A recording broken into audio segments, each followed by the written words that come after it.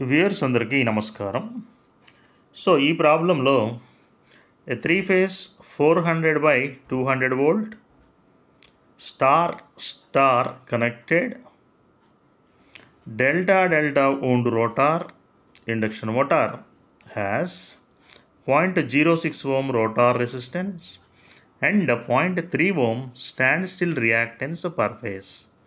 Find additional resistance required in rotor circuit to make starting torque equal to maximum torque of the motor. So ఇంతకుముందు మనం relations రాబట్టాం.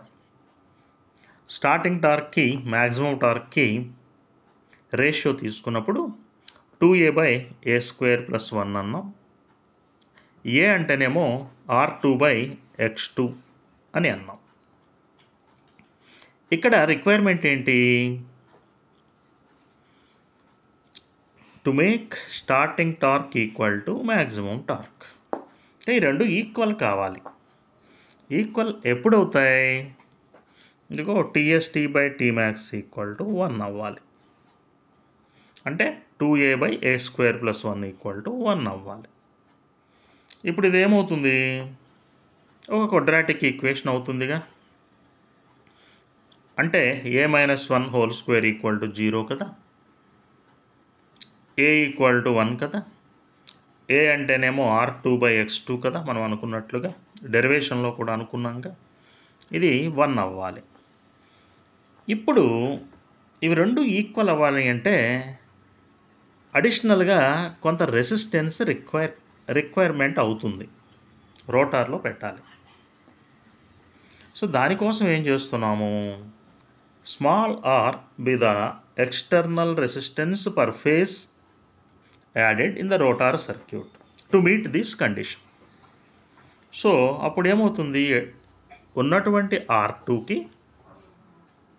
ఇదిగో ఈ additional resistance small r అనేది add చేయగా R2 + R, x2లో change ఏమి లేదు, x2 = 1.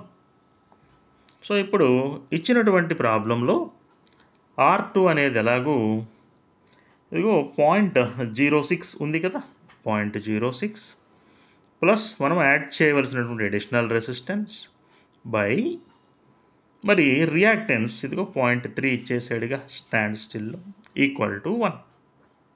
So దీని నుంచి మనం అడిషనల్ రెసిస్టెన్స్ 0.24 గనక యాడ్ చేయగలిగితే ఆ కండిషన్లో స్టార్టింగ్ టార్కు మ్యాక్సిమం టార్కు రెండు కూడా సేమ్ అవుతాయి. ఓకే, ఇప్పుడు మరొక ప్రాబ్లం చూద్దాం. ద పవర్ ఇన్పుట్, ఇది తెలియాలి అంటే పవర్ స్టేజెస్ చెప్పున్నాను కదా ఇంతకుముందు వీడియోస్లో. సో దాన్ని ఒక్కసారి రిఫర్ చేస్తే బాగుంటుంది. The power input to the rotor of 440 volt 50 Hz 6-pole 3-phase induction motor is 80 kW. The rotor EMF is observed to make 100 complete alterations per minute. Calculate slip, rotor speed, rotor copper losses per phase. So మనం ముందు ఈ data నుంచి the rotor EMF is observe to make 100 complete alterations per minute అన్నాడు కదా. So rotor running కండిషన్లో ఉంది కాబట్టి ఆ రన్నింగ్ కండిషన్లో ఉన్నటువంటి ఫ్రీక్వెన్సీ FR అనేది పర్ మినిట్ ఇచ్చాడు 100 అని. సెకండ్ క్యాలిక్యులేట్ చేస్తే ఫ్రీక్వెన్సీ వస్తుందిగా. సో 100/మినిట్కి 60 seconds కాబట్టి 60. మరి మనం ఇంతకుముందు డిస్కషన్స్లో రన్నింగ్ కండిషన్లో frequency = S times supply frequency అనుకున్నాంగా. మరి సప్లై ఫ్రీక్వెన్సీ ఏమో ఇదిగో 50 Hz ఎలాగూ ఇచ్చేసాడు. సో దీని నుంచి స్లిప్ కనుక్కున్నాం 0.033. ఇప్పుడు స్లిప్ వచ్చిన తర్వాత రోటార్ స్పీడ్ను మనం కనుక్కోవచ్చు.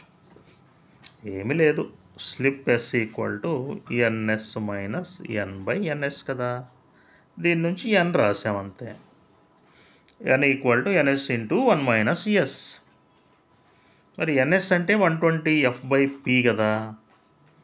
120 ఈ ఎఫ్ బదులేమో 50 హెడ్జ్ ఇచ్చాడు, పి బదులేమో 6 పోల్ ఇచ్చాడు. అది అదే పెట్టాం 56. 1 మైనస్ ఎస్ బదులు ఇది ఎస్, సో 1 మైనస్ ఎస్ బదులు 0.033 పెట్టి. సో మనకి ఇక్కడ ఏమొస్తుంది 967 ఆర్పిఎం వస్తుంది. తర్వాత rotor copper losses per phase అడిగాడు. మరి మనం పవర్ స్టేజెస్ చేసిన తర్వాత రోటర్ ఇన్పుట్ ఇస్తూ రోటర్ కాపర్ లాసెస్ ఇస్తూ gross mechanical power developed in the రోటర్కి ఒక ఈక్వేషన్ డిరైవ్ చేసి ఒక రిలేషన్ డిరైవ్ చేసాం. 1:S:1 minus yes. సో దాని ప్రకారం rotor copper loss by rotor input equal to S, లేదా rotor copper loss equal to S times rotor input. ఇప్పుడు rotor input ఎంత ఇచ్చాడు? 80 కిలోవాట్ ఇచ్చాడు. ప్రాబ్లంలో ఇచ్చినదే అది. మరి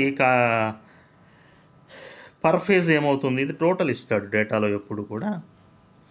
సో పర్ ఫేజ్ ఎంత అవుతుంది? 3 ఫేజ్ సిస్టమ్ కాబట్టి బై 3. ఓకే, ఇన్ని కిలోవాట్. మరి ఈ పైన ఈక్వేషన్ నుంచి రోటార్ కాపర్ లాస్ ఏమవుతాయి? S times rotor input per phase.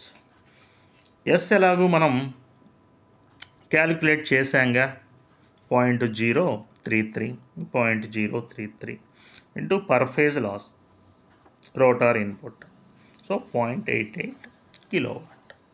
So అది ఈ ప్రాబ్లం.